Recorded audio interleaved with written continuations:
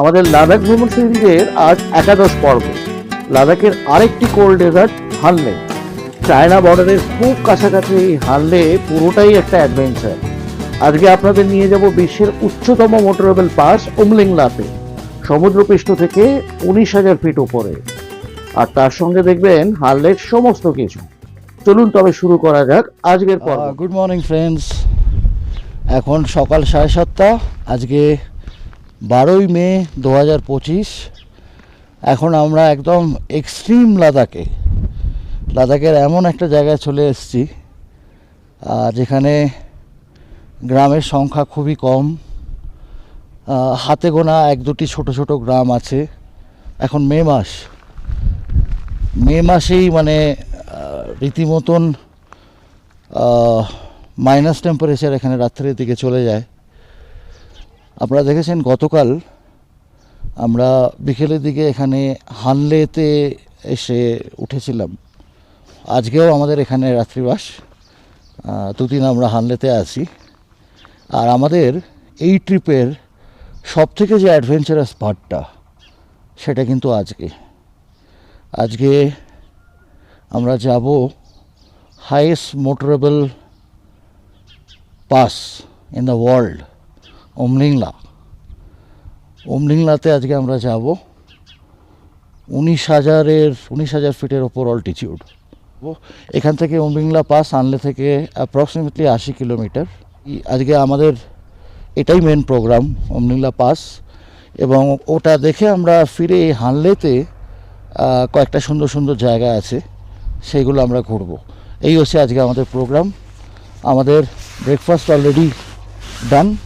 আমরা এখান থেকে বেরিয়ে যাব আর কিছুক্ষণের মধ্যে টুয়ার্ডস উমলিংলা, মিশন উমলিংলা। বন্ধুরা, এই হানলে থেকে উমলিংলার রাস্তা কিন্তু পুরোটাই অফরোডিং।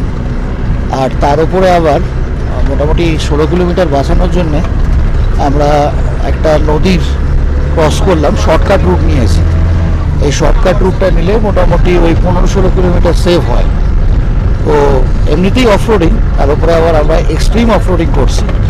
রাস্তাটা দেখাচ্ছি দেখুন। সকালে আপনাদের বলেছিলাম আজকের দিনটা সব থেকে অ্যাডভেঞ্চারাস। শুধু গন্তব্যটা নয়, রাস্তাটিও কিন্তু বেশ অ্যাডভেঞ্চারাস। আর 3 কিলোমিটার পরে আমরা পাবো চিসুমলে গ্রাম। এই চিসুমলে গ্রামটা আর ডেমচক, এই দুটো লিঙ্ক হয়ে হচ্ছে উমলিংলা পাস। আর এখান থেকে আরও 30 কিলোমিটার পরে আমরা পাবো উমলিংলা পাস। তো এই জায়গাটা আমরা কিছুক্ষণের জন্য দাঁড়ালাম। অলরেডি বুঝতে পারছি হাইট গেইন করছি আমরা, আরও অনেকটা উঠতে হবে এখনও। কারণ এই রাস্তাটা এরকম, হানলে থেকে প্রথমে কিছুটা টপে যাবে, আমরা কিছুটা টপে গেলাম, তারপরে আবার কিছুটা নিচে নামছি। এখন ওই লেভেল নিচের রাস্তাটা দিয়ে যাচ্ছি, এরপরে আবার উঠতে হবে। অক্সিজেন লেভেল কিছুটা শর্ট হচ্ছে, সেটা বোঝা যাচ্ছে, বাট এখনও অবধি আমাদের কারোরই কোনো প্রবলেম হয়নি। আমরা আবার ক্লাইম্ব করা শুরু করেছি, এবার অনেকটা খাড়াই উঠতে হবে। যে রাস্তাটা দিয়ে আমরা যাচ্ছি এখন, এই রাস্তাটাকে বলা হয় অ্যান ইঞ্জিনিয়ারিং মার্বেল। কারণ এই অল্টিটিউডে এরকম একটা মোটরেবল রোড আজ অব্দি পৃথিবীতে কিন্তু আর কোথাও হয়নি। Hats off to our Indian army. এই প্রজেক্টের নাম হচ্ছে হিমাঙ্ক। বিআরও মানে বর্ডার রোড অর্গানাইজেশন এই হিমাঙ্ক প্রজেক্টের আন্ডারে এই রাস্তাটি বানিয়েছে। প্রচন্ড গুরুত্বপূর্ণ একটা রাস্তা, কারণ ভারত চীন সীমান্তের খুব কাছাকাছি এই রাস্তা। এবং এই রাস্তাটা হওয়াতে আমাদের ইন্ডিয়ান আর্মির অনেক সুবিধা হয়েছে, কারণ প্রচুর হেভি আর্টিলারিজ, হেভি মেশিনারিজ এখন এই রাস্তা দিয়ে ট্রাভেল করে, যেটা আগে সম্ভব হতো না। আরেকটা জিনিস খেয়াল করুন, এদিকের ভেজিটেশনটা কিন্তু সম্পূর্ণ আলাদা। এখানকার ধূসর পাহাড়ের সঙ্গে এখানকার ভেজিটেশনের রঙও এক হয়ে গেছে। আমরা একটু আগে যখন নিচ দিয়ে আসছিলাম, পাহাড়ের রং অন্যরকম ছিল। এখন যত উঠছি পাহাড়ের রংটাও কিন্তু অন্যরকম হয়ে যাচ্ছে। রাস্তার পাশে যে বরফের রেখাটা দেখছেন, এটা কিন্তু আসলে একটা স্ট্রিম, নাম উমলুং স্ট্রিম। এই উমলুং স্ট্রিম নিচে গিয়ে ইন্ডাস নদীর সঙ্গে মিশেছে। আমরা যত এগোচ্ছি বোঝা যাচ্ছে বরফের উপত্যকায় ঢুকে পড়ছি। ঠান্ডাও কিন্তু বাড়ছে বেশ। বন্ধুরা, এই মুহূর্তে আমরা যে অল্টিটিউডে দাঁড়িয়ে আছি, দেখুন এখানে বোর্ডও দেওয়া আছে, you are now standing that at an altitude higher than Everest base camp. মানে এভারেস্ট বেস ক্যাম্প যে অল্টিটিউডে আছে, আমরা কিন্তু এই মুহূর্তে সেই অল্টিটিউডের ওপরে দাঁড়িয়ে আছি। ওই সামনেটা জাস্ট দেখুন, দেখে মনে হচ্ছে পাহাড়ের মাথায় বোধহয় একটা অন্য রাজ্য, আর সেখানে অসংখ্য সাদা সাদা ঘরবাড়ি। আসলে রাজ্য আছে বটে, তবে ঘরবাড়ি নয়, এ এক বরফের রাজ্যে প্রবেশ করছি আমরা। বন্ধুরা, at last that moment I have reached 19,024 feet. আমি এখন দাঁড়িয়ে আছি ওয়ার্ল্ডের highest motorable pass, the highest motorable pass in the world. আর এটা গিনিস বুকেও রেকর্ড আছে। 2010-এ গিনিস বুকেও নাম উঠে গেছে এই মোটরেবল পাসটার। This is basically the linkway between শিমুলে অ্যান্ড ডেমশক, এই দুটো গ্রামের মধ্যে লিঙ্কওয়ে। আর প্রচণ্ড স্ট্র্যাটেজিক্যালি প্রচণ্ড ইম্পর্ট্যান্ট এই উমলিংলা পাস, কারণ আমাদের এখানে এতটা হাই অল্টিটিউডে যে মিলিটারি মুভমেন্টসগুলো হচ্ছে, সেইগুলো এই পাসটার জন্যই পসিবল হয়েছে। Under Himank project by our Indian Army Border Road Organisation এই রোডওয়েটা বানিয়েছেন। মানে ভাবা যায় না, আমার লাইফেও এটা কিন্তু ফার্স্ট টাইম এতটা উপরে আমি দাঁড়িয়ে আছি। 19,024 ফিট, ভাবা যায়, অ্যামেজিং। ভাবতে অবাক লাগে how efficient hour Indian army is, অসাধারণ। আর সব থেকে বড় কথা, আমাদের সাথে যারা এসছেন এবারে গেস্টরা, প্রত্যেকেই কিন্তু এই অবধি এসছেন, প্রত্যেকে ফিট আছেন এখনো অবধি। কিছু রুলস ফলো করতে হয়, আমি বলে দিচ্ছি সেইগুলো। আচ্ছা, বাই দ্য ওয়ে, স্নোফলও স্টার্ট হয়ে গেছে। কিছু রুলস যেগুলো ফলো করা দরকার এরকম হাই অল্টিটিউড এলে: কোনো রকম তাড়াহুড়ো না, এক্সাইটমেন্টে কোনো রকম ফাস্ট মুভমেন্ট নয়, আর একটু একটু করে অ্যাক্লিমেটাইজ করে আমরা এই ট্রিপে এতটা হাই অল্টিটিউডে পৌঁছেছি। এই জিনিসগুলো ফলো করতে হবে। জল প্রচুর খাওয়া দরকার। এইগুলো যদি প্রপারলি ফলো করেন তাহলে অসুবিধা হওয়ার কথা নয়।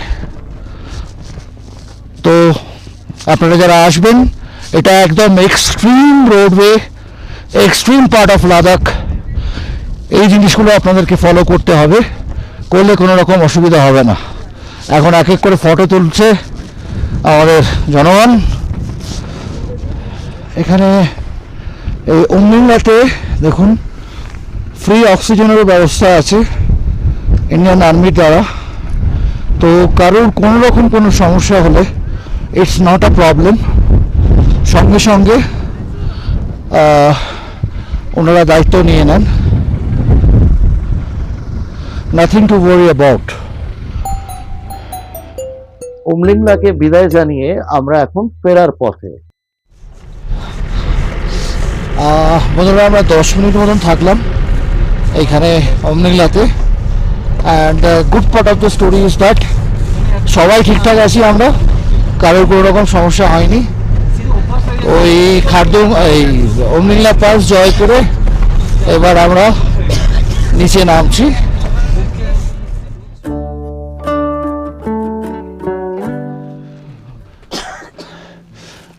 বন্ধুরা, এখন আমরা চিসুমলেতে নামার সময় এই জায়গাটা আপনারা পাবেন। আর এটা উমলিংলা পাসের থেকে অলরেডি বেশ খানিকটা নিচে চলে এসেছি। এইখানে এখন আমরা কফি টফি খাবো, কফি পাবেন, ম্যাগি পাবেন।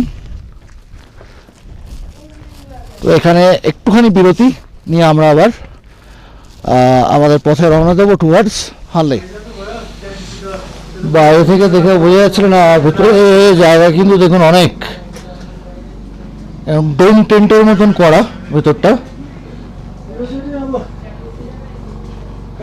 বাহ, ব্যাপক, মানে পুরোপুরি ফুললি অপারেটিং একটা রেস্টুরেন্ট, একসাথে অনেক লোক বসতে পারবে। একটু এগোতেই আমরা পেলাম এই ইয়াকের দলটিকে। এদের মধ্যে সাদা ইয়াকটি বেশ রাজকীয়।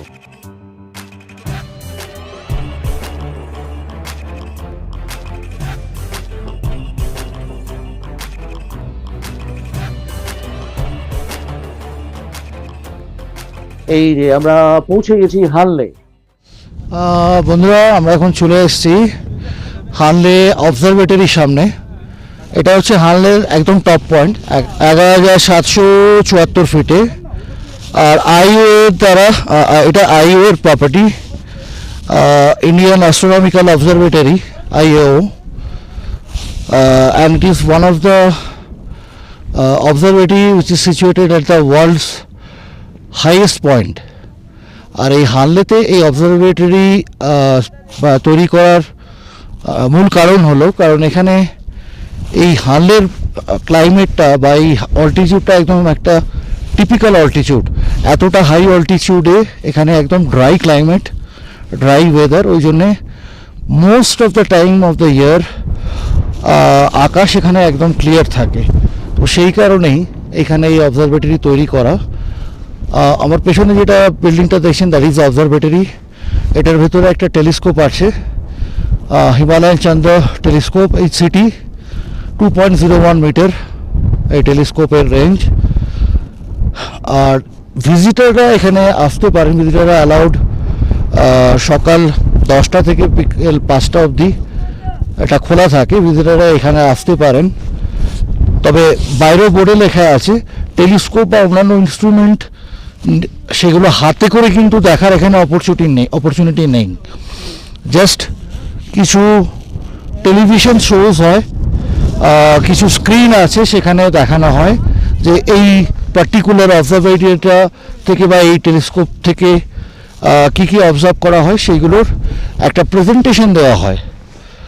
But yes, this is a pride of India. এতটা উঁচুতে একটা অবজারভেটরি আমাদের ভারতবর্ষে আছে। আর আরেকটা জিনিস বলে দিচ্ছি, হানলেকে কিন্তু বলা হয় ডার্ক স্কাই রিজার্ভ। ফ্রম 2022 হানলে স্বীকৃতি পেয়েছে ডার্ক স্কাই রিজার্ভ হিসেবে। ডার্ক স্কাই রিজার্ভে খুব কম জায়গা আছে। ডার্ক স্কাই রিজার্ভ মানে হচ্ছে সেই সমস্ত এলাকাগুলো যাদের প্রপার আনপলিউটেড ডার্ক স্কাই আছে এবং লাইট পলিউশন এখানে ভীষণভাবে কন্ট্রোল করা হয়ে থাকে, সেই জন্য নাম দেওয়া হয়ে থাকে dark sky reserve. And Hanle is one of the dark sky reserve from 2022। আসুন এবার অবজারভেটরির ভিতরটা আপনাদের একটু দেখাই। এইটা হচ্ছে বন্ধুরা এখানকার মেন টেলিস্কোপটা, যেটা আমি বলছিলাম একটু আগে, HCT, Himalayan Chandra telescope, 2.01 metre telescope. এটা যখন অপারেশনাল হয়, ওখানে যখন ডোম, যেটা এটা পুরোটা ডোমের ভেতরে বসানো আছে, তো ডোমের ওই পার্টটা পুরো ওপেন আপ হয়ে যায়। ডোমের ওই পার্টটা ওপেন আপ হয়ে যাওয়ার পরে টেলিস্কোপটা ইনক্লাইন্ড হয়, মেইন টেলিস্কোপটা ওদিকে ইনক্লাইন্ড হয়, আর পুরো ব্যাপারটা 360 ডিগ্রি অ্যাঙ্গেলে রোটেট হতে থাকে। পুরো ব্যাপারটা কন্ট্রোল হয় ব্যাঙ্গালোর থেকে। আমরা এখন ফিরে এসেছি আমাদের হোটেলে, অদ্য শেষ রজনী এখানে।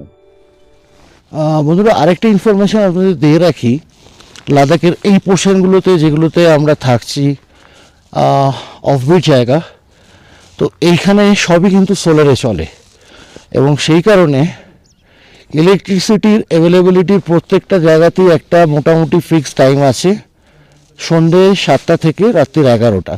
এই টাইমটা ইলেকট্রিসিটি পাবেন।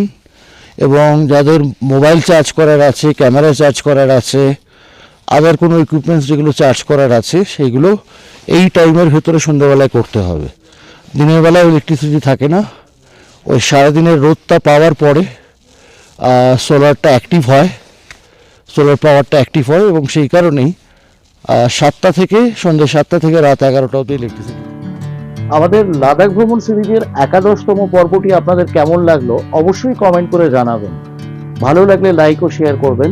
নতুন বন্ধুরা যারা এখনো আমাদের চ্যানেলটি সাবস্ক্রাইব করেননি, অনুরোধ রইল অবশ্যই বেল আইকন টিপে আমাদের চ্যানেলটি সাবস্ক্রাইব করে রাখুন, যাতে করে এমন নতুন নতুন ভিডিওর নোটিফিকেশন আপনারা যথাসময় পেয়ে যান। খুব শীঘ্রই আপনাদের সঙ্গে দেখা হবে আগামী পর্বে লাদাখের আরো কয়েকটি জানা অজানা লেকের সন্ধান নিয়ে। ততদিন ভালো থাকবেন, সুস্থ থাকবেন আর অবশ্যই ভ্রমণে থাকবেন। শুভ বিদায় বন্ধুরা।